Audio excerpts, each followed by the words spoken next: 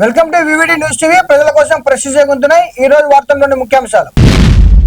భక్తుల సందడి మధ్య మహానందీశ్వరుని పల్లకి సేవ, లడ్డూపై తప్పుడు ప్రచారం, సీఎం చంద్రబాబు ఫైర్, గీతం భూ కబ్జాపై కలెక్టర్కు వైసీపీ ఫిర్యాదు, ఇరాన్ ఆయిల్ రిఫైనరీపై వైమానిక దాడులు, అమెరికా డ్రోన్ ను కూల్చివేసిన ఇరాన్, అమెరికాకు స్ట్రాంగ్ వార్నింగ్, తెలంగాణ జాగృతి అధ్యక్షురాలు కవిత అరెస్ట్, సేవ్ ఆర్డిటి పేరుతో వైఎస్ఆర్సీపీ పోరుబాట, మహిళా దినోత్సవం రోజు మంత్రి లోకేష్ ఇలాకాలో రోడ్డెక్కిన మహిళలు, కల్తీ పాల బాధితులను పరామర్శించిన శర్మిల, నంద్యాలలో జనసేన సభ్యత్వ నమోదు జోరు, రాష్ట్ర వ్యాప్తంగా పండగ వాతావరణం, అహోబిలం నుంచి తిరుమలకు అహోబిలం మఠం 46వ పీఠాధిపతి స్వాముల వారి ప్రయాణం.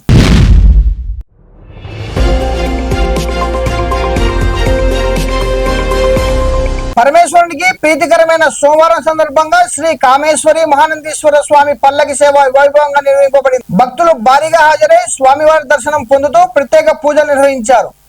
ఆలయ ప్రాంగణం అంతా భక్తి పారవశంతో మారుమోగింది.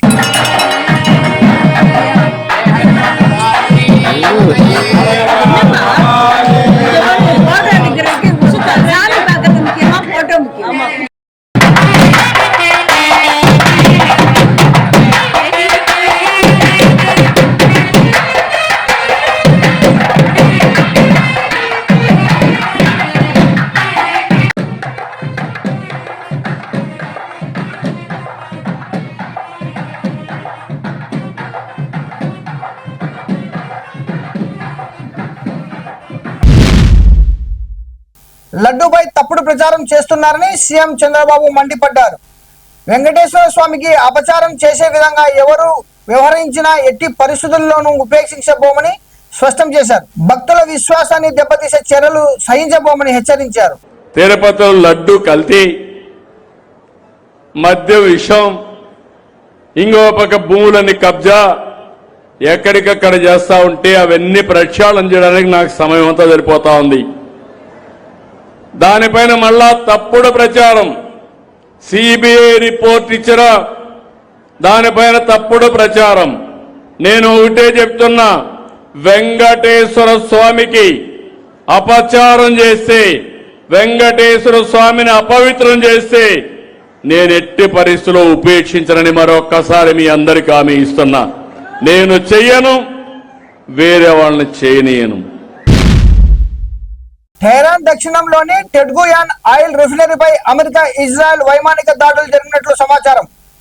ఈ దాడుల్లో ఆయిల్ మౌలిక వసతులను నష్టం వాటిల్లినట్టు తెలుస్తుంది. ఘటనతో ప్రాంతంలో ఉద్రిక్త పరిస్థితులు నెలకొన్నాయి.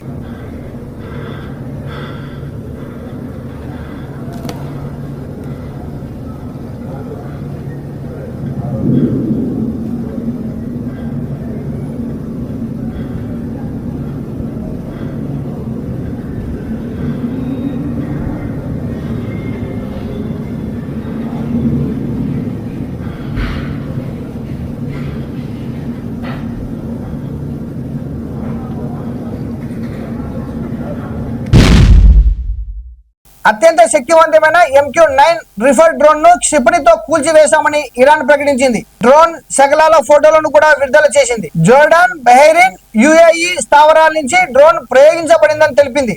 తమ సరిహద్దులో నిఘా కార్యకలాపాలను ఏ పరిస్థితుల్లోనూ సహించబోమని ఇరాన్ హెచ్చరించింది.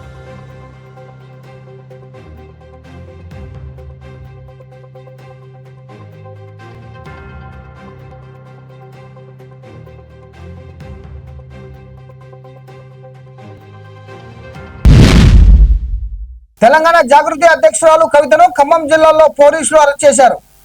ఖమ్మం జెడ్పీ సెంటర్ వద్ద వెలుగుమట్ల బాధితులను మద్దతుగా ఆందోళన చేపట్టిన కవితతో పాటు ధర్మ సమాజ్ పార్టీ అధ్యక్షుడు విశారాధన్ మహారాజ్ మరియు పలువురు బాధితులను పోలీసులు అదుపులోకి తీసుకున్నారు.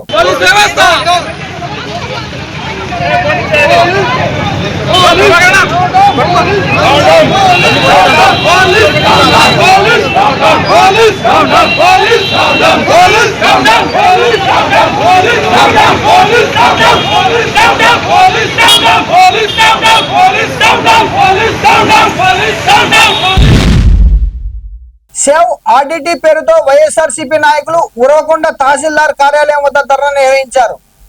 ఈ సందర్భంగా సీఎం చంద్రబాబు నిర్లక్ష్య వైఖరిపై వైఎస్ఆర్సీపీ నేత విశ్వేశ్వరరెడ్డి తీవ్ర ఆగ్రహం వ్యక్తం చేశారు. ఆర్డీటీ సంస్థను కాపాడాలని, ప్రభుత్వం వెంటనే స్పందించాలని డిమాండ్ చేశారు.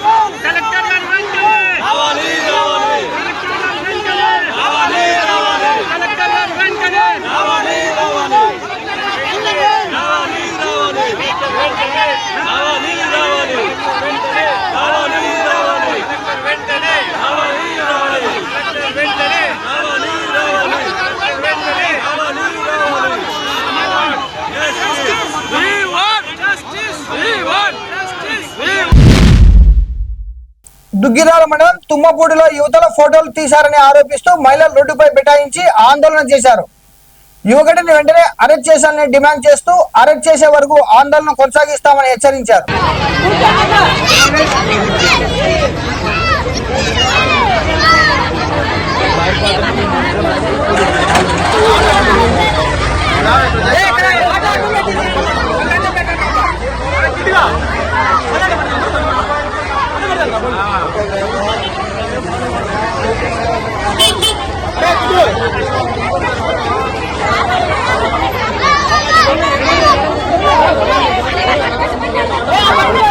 బాబాయ్ బండి పొద్దున తీసుకెళ్తా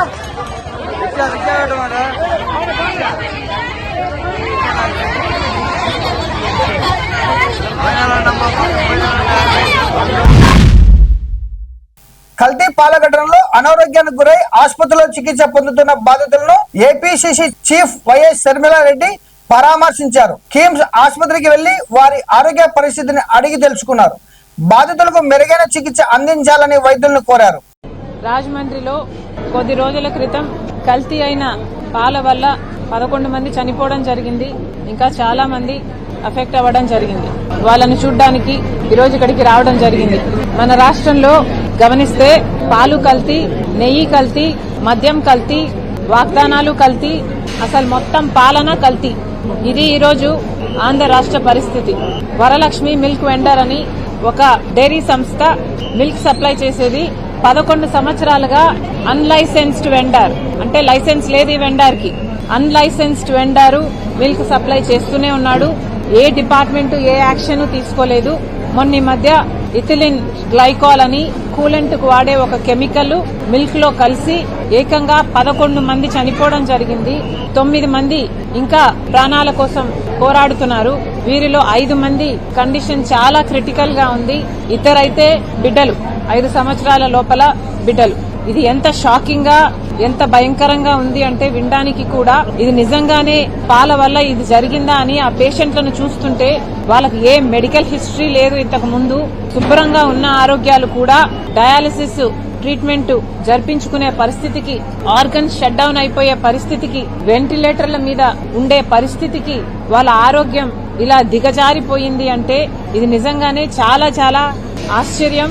వెరీ వెరీ అన్ఫార్చునేట్. ముఖ్యంగా ఇక్కడ గమనించాల్సిన విషయం ఏమిటంటే for no fault of theirs, వాళ్ళు చేసిన తప్పు ఏమీ లేదు దీంట్లో. పాలు కొనుక్కోవడం వరకే వాళ్ళు చేసిన తప్పు. రాష్ట్ర వ్యాప్తంగా జనసేన సభ్యత్వ నమోదు కార్యక్రమం పండుగలా కొనసాగుతుంది. పార్టీ అధినేత పవన్ కళ్యాణ్ పిలుపు మేరకు కర్నూలు, నంద్యాల జిల్లాలో జన సైనికులు వీర మహిళలు పెద్ద ఎత్తున సభ్యత్వాలు తీసుకుంటున్నారు. ఫిబ్రవరి 26న ప్రారంభమైన క్రియాశీల సభ్యత్వ నమోదు కార్యక్రమం రేపటితో ముగియనుంది. ఇప్పటి వరకు రాష్ట్ర వ్యాప్తంగా సుమారు 9 లక్షల మంది సభ్యత్వం పొందినట్లు జనసేన జిల్లా సమన్వయకర్త కిలారి రోసయ్య తెలిపారు. నంద్యాలలో జరిగిన ఈ కార్యక్రమంలో జనసేన నాయకులు సురేష్ బాబు, భవనాసి వాసు పాల్గొన్నారు. రోజు ఏదైతే జనసేన పార్టీ రాష్ట్ర వ్యాప్తంగా క్రియాశీలక సభ్యత్వ నమోదు కార్యక్రమం జరుగుతూ ఉంది. మొన్న ఫిబ్రవరి 26 నుంచి మార్చి 10 రేపటి వరకు కూడా ఈ యొక్క మెంబర్షిప్ కార్యక్రమం చాలా ఉత్సాహంగా జన సైనికులు కానీ వీర మహిళలు కానీ అదే కొత్తగా మెంబర్షిప్ చేసుకునే కార్యక్రమం కూడా ప్రత్యేకంగా జరుగుతూ ఉంది.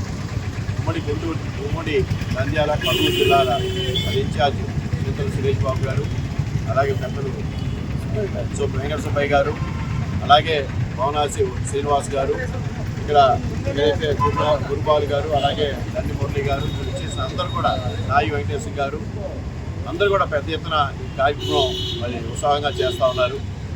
ఆఖరి 2 రోజులు అవటం వల్ల ఎక్కువ మంది యువత ఇవాళ మెంబర్షిప్ కోసం చాలా ఉత్సాహం చూపిస్తూ ఉన్నారు. రాష్ట్ర వ్యాప్తంగా దాదాపు 9 లక్షల మెంబర్షిప్ నిన్నటికి జరిగింది. రానున్న రోజుల్లో మరింతగా ఈ యొక్క కార్యక్రమం మరి పెద్ద ఎత్తున దాదాపు గతం కన్నా ఇంకా ఎక్కువ మెంబర్షిప్ అయ్యే అవకాశాలు మెండుగా ఉన్నాయనేది ఈ సందర్భంగా తెలియజేస్తా ఉన్నాను. జనసేన ఉద్యమి సభ్యత్వ నమోదు కార్యక్రమానికి చేసిన మన నంద్యాల జిల్లా సమన్వయకర్త ఇన్ఛార్జ్ గారు గౌరవనీయులు శ్రీ కిలారి రోసయ్య గారు, అలాగే ఉమ్మడి జిల్లాల సమన్వయకర్త చింతా సురేష్ గారు, వెంకట సుబ్బయ్య గారు, గురుబాబు గారు, దండి మురళి గారు, వీరందరి ఆధ్వర్యంలో జనసేన ఉద్యమి కార్యక్రమం బాగా జరుగుతుంది. కిలారి రోసయ్య గారు మనకు మన ఇన్ఛార్జిగా ఉండడం వల్ల చాలా ఊపందుకుపోయింది. వారికి ప్రత్యేక ధన్యవాదాలు తెలుపుతున్నాను. దీన్ని పంపించినందుకు మన జనసేన అధినేత పవన్ కళ్యాణ్ గారికి కూడా ధన్యవాదాలు తెలుపుతున్నాము.